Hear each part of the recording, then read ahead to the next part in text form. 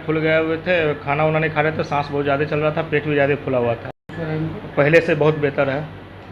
Problem ये थी कि ये एट्रियल फिब्रिलेशन था, उसके लिए ये भी बचाना था कि कोई ब्लड थिनर भी दिया जाए। तो ब्लड थिनर और ये सब हार्ट रेट बहुत जाता था, फिब्रिलेशन में बहुत जाता था, इन सब को कंट्रोल करते हुए जो भी उसके लिए जो दवाई।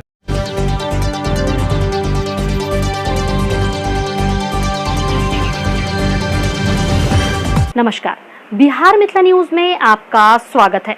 मैं हूं तलत परवीन।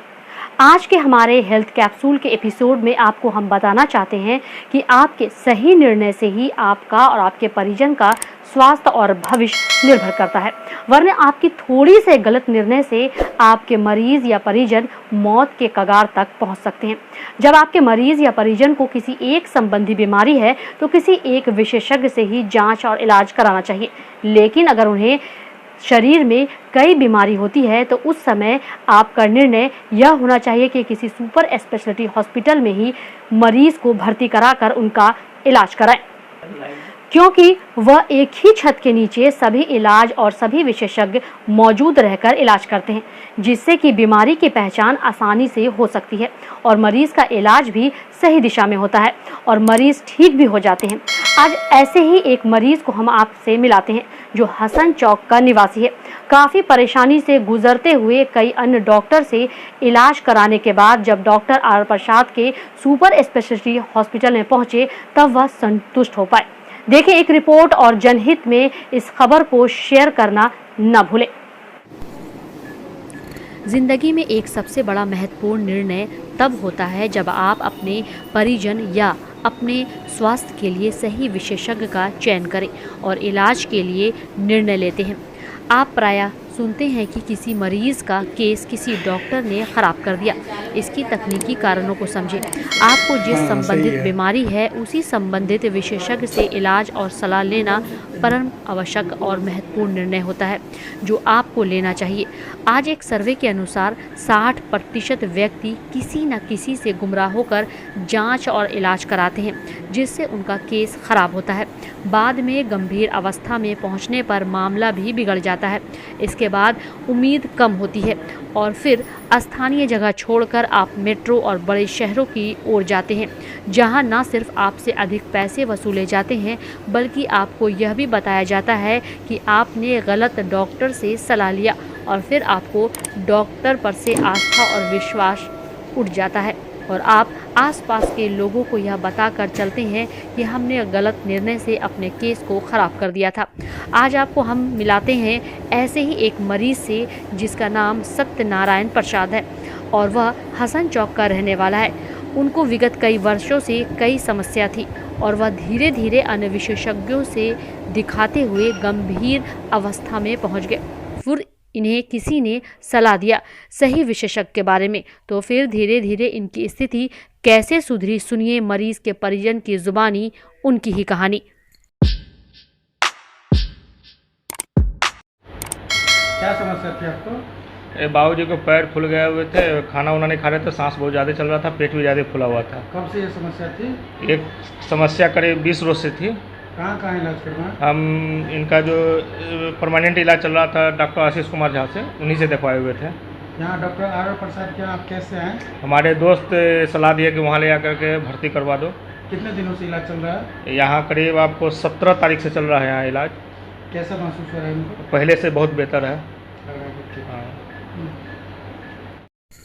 आप 80 वर्ष के इस मरीज के परिजन की जुबानी समझ चुके होंगे कि विगत कई वर्षों से इनके शरीर में कई समस्याएं थी जो अलग अलग जगहों पर दिखाने के बाद गंभीर होती चली गई। बाद में किसी ने इन्हें डॉक्टर आर प्रसाद जो डीएमसीएच के पूर्व अधीक्षक रह चुके हैं और जो सुपर स्पेशलिटी हॉस्पिटल प्रसाद पॉलिक्लिनिक के संचालक हैं, उनके विषय में बताया।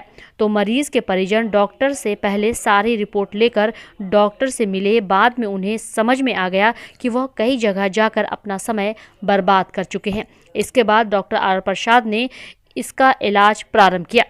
ये सत्यनारायण प्रसाद मरीज़ का नाम है और ये 80 वर्ष के हैं और इन्हें जब यहाँ आए तो उनकी सांस बहुत तेज़ चल रही थी सांस लेने में परेशानी भी थी।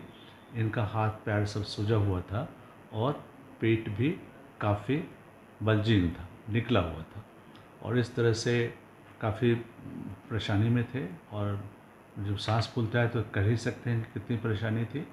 और ये एक अन्य डॉक्टर के, चिकित्सक के इलाज में थे, और वहाँ से जब उन्होंने कह दिया कि इन्हें कहीं एडमिट कराइए, तो इनको किसी ने बताया कि प्रसाद पॉलीक्लिनिक डॉक्टर आर प्रसाद के पास चले जाइए, वहाँ आपका सब कुछ अच्छे से हो जाएगा। तो उन्हीं के कहने पर ये हमारे यहाँ आए और हमने इनको अपनी इमरजेंसी में एडमिट किया।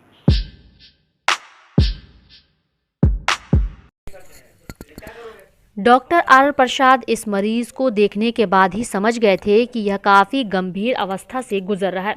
उन्हें सुपर स्पेशलिटी हॉस्पिटल में भर्ती कराया गया एवं विभिन्न विभाग के विशेषज्ञ पूरी तरह पारा मेडिकल स्टाफ के साथ मॉनिटरिंग करते हुए 24 घंटे भर्ती करने के बाद मरीज के पल पल की रिपोर्ट डॉक्टर आर प्रसाद देखना प्रारंभ किया। इसके बाद उन्हें समझ में आ गया कि आखिर समस्या क्या थी।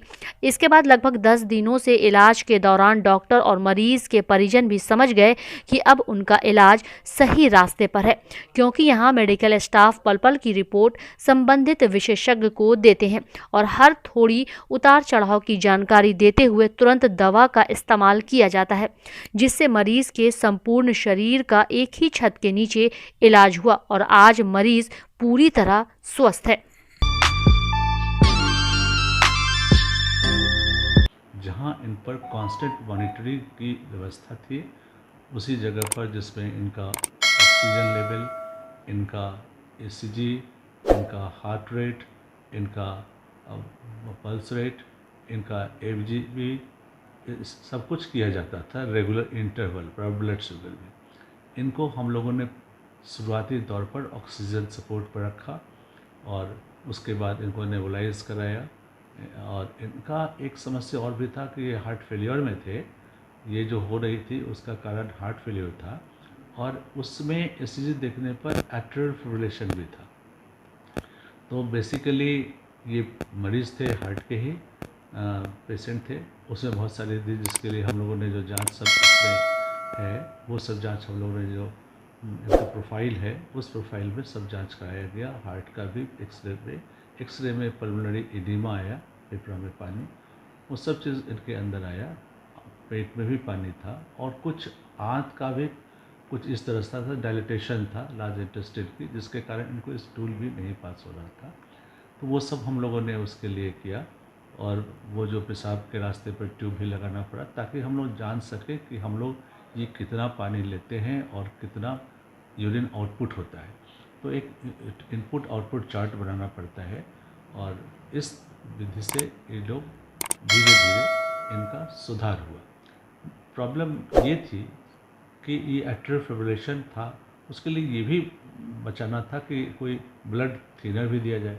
तो ब्लड थिनर और ये सब, हार्ट रेट बहुत जाता था, फिब्रिलेशन में बहुत जाता था, इन सब को कंट्रोल करते हुए जो भी उसके लिए जो दवाई।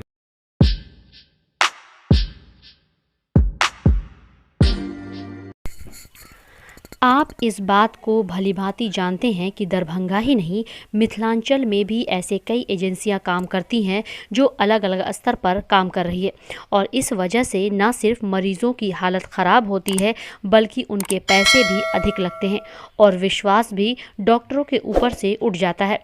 हम यह नहीं कहते कि यह डॉक्टर विशेषज्ञ अनुभवी नहीं होते, बल्कि हमारा यह विश्लेषण है जो सर्वे के आधार पर है कि आपको जिस संबंधित बीमारी है उसी संबंधित विशेषज्ञ से अगर आप इलाज कराते हैं तो आपकी बीमारी भी ठीक होती है और आप सुकून में रहते हैं और स्वस्थ भी हो जाते हैं। आप अच्छी तरह समझें, अगर आपके शरीर में कई बीमारियां हैं तो आपको किसी एक विशेषज्ञ की जगह सुपर स्पेशलिटी हॉस्पिटल का ही चयन करना अति आवश्यक है।